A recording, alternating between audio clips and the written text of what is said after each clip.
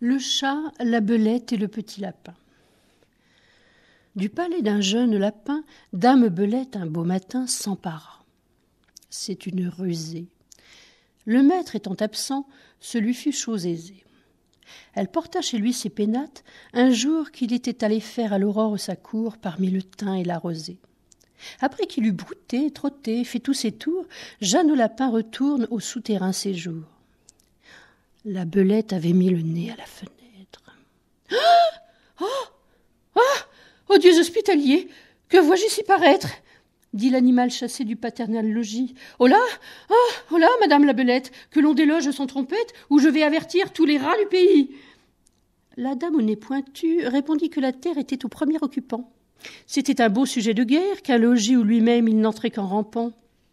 Oh, et quand ce serait un royaume, je voudrais bien savoir, dit-elle, quelle loi en a pour toujours fait l'octroi à Jean, fils ou neveu de Pierre ou de Guillaume, plutôt qu'à Paul, plutôt qu'à moi. Jean Lapin allégua la coutume et l'usage. Ce sont, dit-il, leurs lois qui m'ont de ce logis rendu maître et seigneur, et qui, de père en fils, l'ont de Pierre à Simon, puis à moi, Jean, transmis. Oh, le premier occupant, est-ce une loi plus sage? Or bien, sans crier davantage, rapportons-nous, dit-elle, à Ramina Grobis. Oh. C'était un chat, vivant comme un dévot ermite. Un chat faisant la chatte-mite, un saint homme de chat, bien fourré, gros et gras, arbitre expert sur tous les cas. Jean Lapin pour juge l'agréé.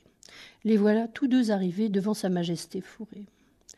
Grippe-Minou leur dit « Oh, mes enfants, approchez, approchez, je suis sourd, les ans en sont la cause. » L'un et l'autre approcha, ne craignant nulle chose.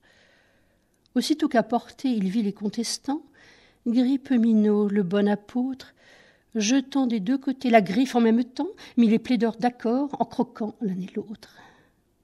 Ceci ressemble fort au débat qu'ont parfois les petits souverains se rapportant au roi.